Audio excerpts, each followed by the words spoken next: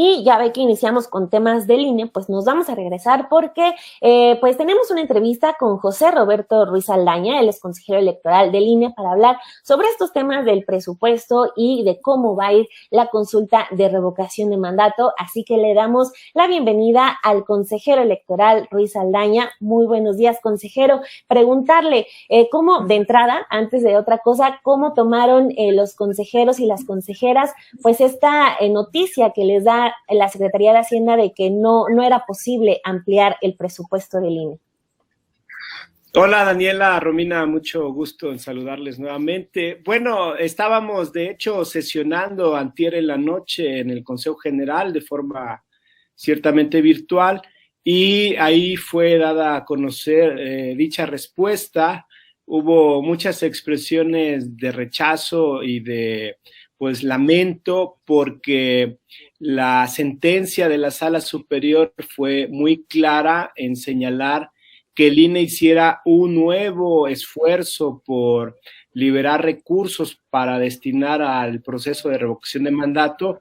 Lo hicimos y también en esa sentencia se vinculó a la Secretaría de Hacienda para que nos respondiera de manera fundada y motivada si podía darnos recursos sí o no y por qué. Y lamentablemente, pues fue una respuesta que no atendió, a mi juicio, lo señalado por Sala Superior, porque lejos de ponerse en la lógica de la sentencia, que es un mandato, por cierto, cualquier sentencia del Tribunal Electoral, se puso a cuestionar lo que dice la ley. Y bueno, nosotros ya preveíamos de alguna forma u otra este escenario, de tal modo que este próximo viernes vamos a estar emitiendo la convocatoria para el proceso de revocación de mandato, obviamente con el número de casillas que podamos, y eso significa con los recursos únicamente que el INE pudo liberar de acuerdo a su presupuesto 2022, sin haber contado con recursos ni de la Cámara de Diputados, que también fue absolutamente omisa, ni lamentablemente de la Secretaría de Hacienda, a pesar de haberse generado esa sentencia de diciembre pasado de la Sala Superior. Ayer el consejero Murayama decía que no se van a poder instalar las 161,000 casillas que corresponden a una elección federal y que el número va a ser menor. ¿Podría confirmarnos cuál es el número que se van a instalar de casillas? Si también van a ser las mismas que la consulta popular o van a ser menos. Y también preguntarle, consejero, está por otro lado este plan, esta propuesta de ajuste presupuestario que hizo el gobierno federal. ¿En verdad ya no hay ningún otro rublo, otra partida que se pueda ajustar para obtener recursos faltantes y poder llevar a buen puerto esta consulta de revocación de mandato? Es correcto el dato o la información en el sentido que no será posible instalar 161,000 casillas, lo dijimos desde hace muchas semanas, porque al INE se le recortaron 4,913 millones del presupuesto solicitado.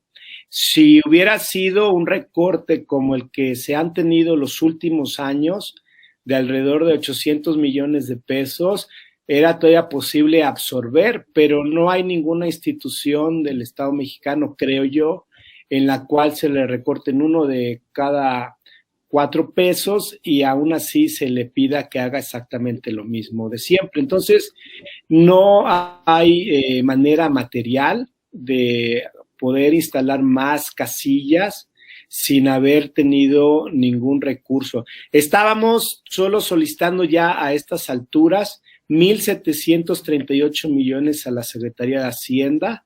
Con eso hubiéramos podido tener este despliegue de casillas del orden de 161,000 y ahora lo que significará pues es sí tener el número de papeletas que debe de haber para que todas y todos los mexicanos tengan derecho a participar. No va a faltar una papeleta para ningún ciudadano o ciudadana, pero se tendrán que poner a disposición estas papeletas en un número menor de casillas.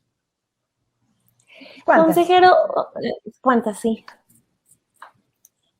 Bueno, estamos proyectando precisamente algún número cercano, muy cercano al de la consulta popular.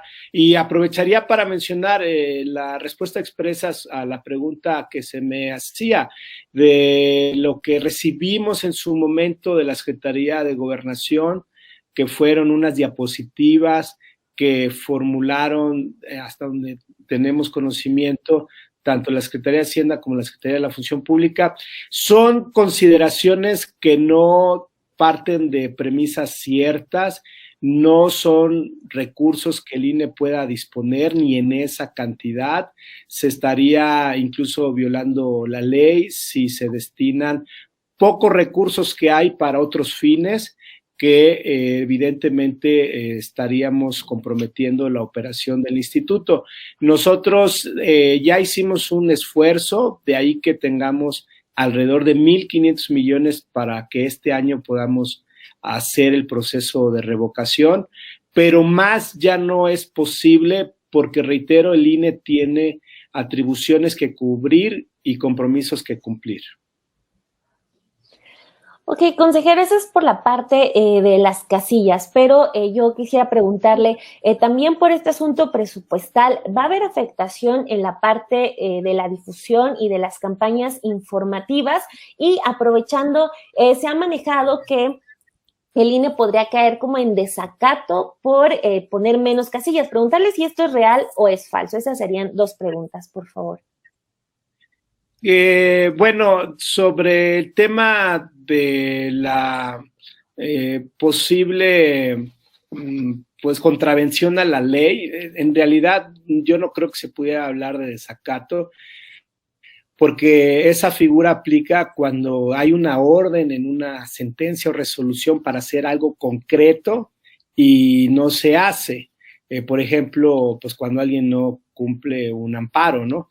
Aquí lo que estamos teniendo es, en todo caso, más bien cobertura ya jurídica de la Suprema Corte, porque hay que recordar que en diciembre pasado la Comisión de Receso emitió esta determinación en el sentido que continuáramos con los trabajos del proceso de revocación con la viabilidad financiera que tuviéramos. Entonces ahí hay, al contrario, más bien una cobertura hacia el Instituto Nacional, que hagamos lo que se puede. Y también la sentencia de Sala Superior que mencionaba yo hace unos momentos, que vinculó a la Secretaría de Hacienda, si no lo dice expresamente, es cierto que se deriva de dicha sentencia el que pues nadie está obligado a lo imposible, porque en esencia esa sentencia de Sala Superior lo que dijo fue: INE, haz nuevamente un esfuerzo para ver cuántos recursos más puedes destinar. Secretaría de Hacienda valora darle recursos al INE porque está demostrado que le faltan. Y 3, INE, no perjudiques tus compromisos constitucionales, legales, laborales, estatutarios. Entonces eso significa que también Sala Superior es consciente que el INE no podría pues hacer lo imposible, hacer un ejercicio de dimensiones nacionales sin tener los recursos que habían necesitado. Y si se va a afectar la difusión, no, de ninguna manera. Estamos cumpliendo con el programa de promoción que se aprobó en su momento y vamos a ejecutarlo a partir precisamente del 4 de febrero.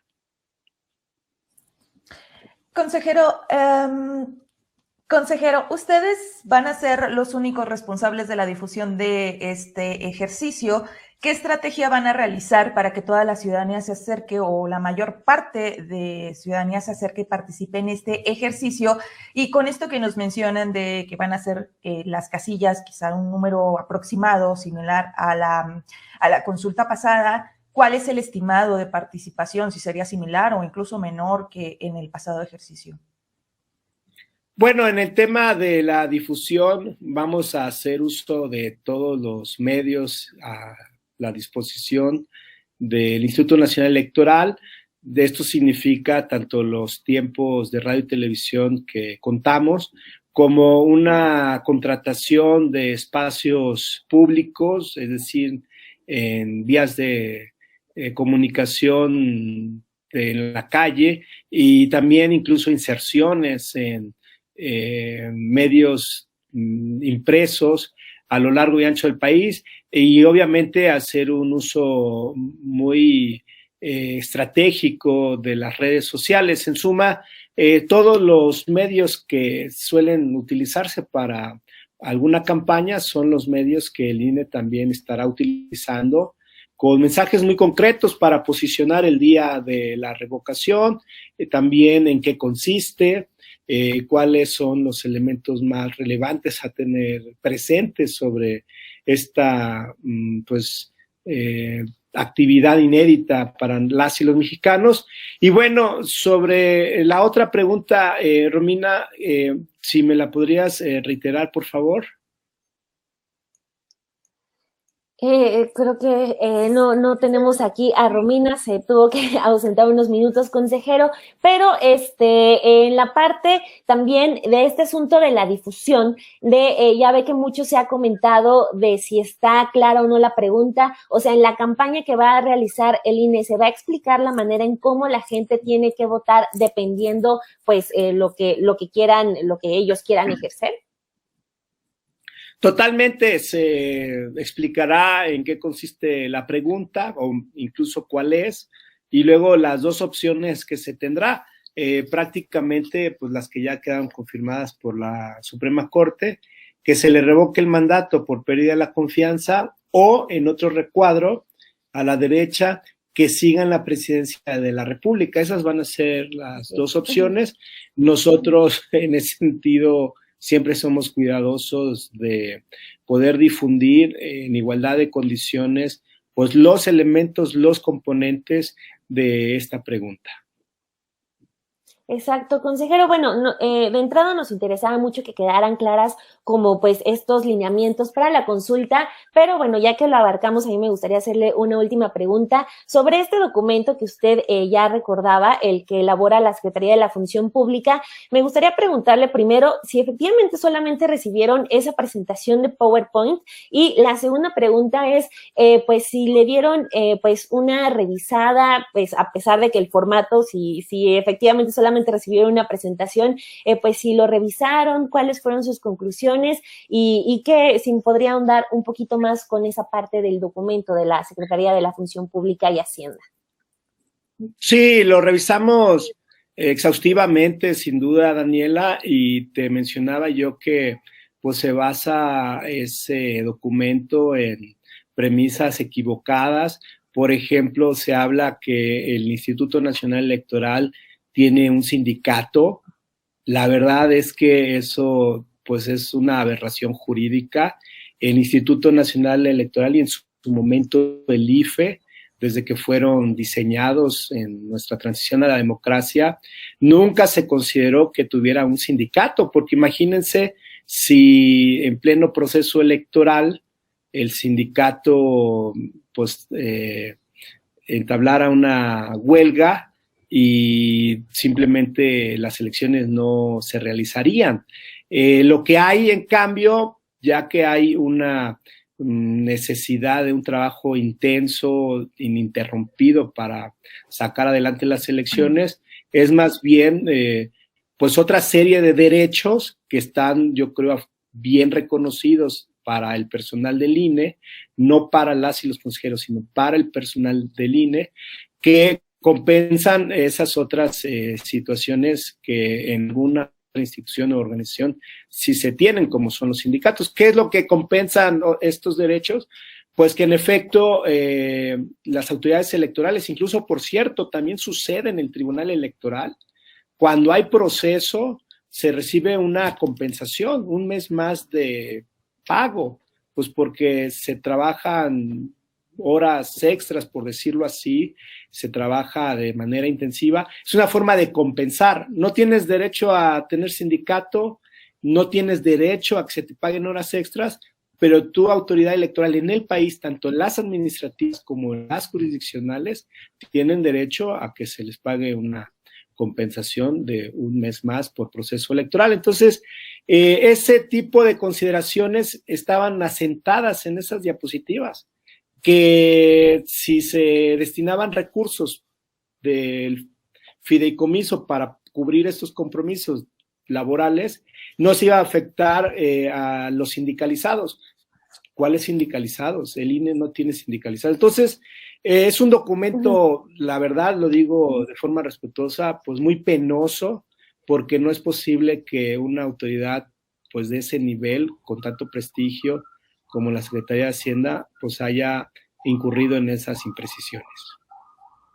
Oiga, y por último, ahora sí, hay como un malestar generalizado por gran parte de la población respecto a los sueldos y a la cantidad de asesores. Sobre eso, bueno, usted aquí tiene un auditorio en Café y Noticias, pues, ¿qué es lo que nos puede comentar al respecto del nivel salarial y de la cantidad de asesores que en ocasiones tiene un solo consejero? Gracias, Daniela, muchas gracias por esta pregunta. Es muy importante aclarar. Lamentablemente se ha querido construir una narrativa que las y los consejeros o el INE mismo vive en la opulencia. Eso es absolutamente falso. Hay muchísimos más servidores públicos del Estado mexicano que ganan más que las y los consejeros del INE, y sobre de ellos no se dice nada en nuestro país. O te pongo un ejemplo, quienes auxilian a las y los ministros en la Suprema Corte son secretarios, te doy cuenta, por lo menos lo que aparece en internet es que ganan más que las y los consejeros del INE.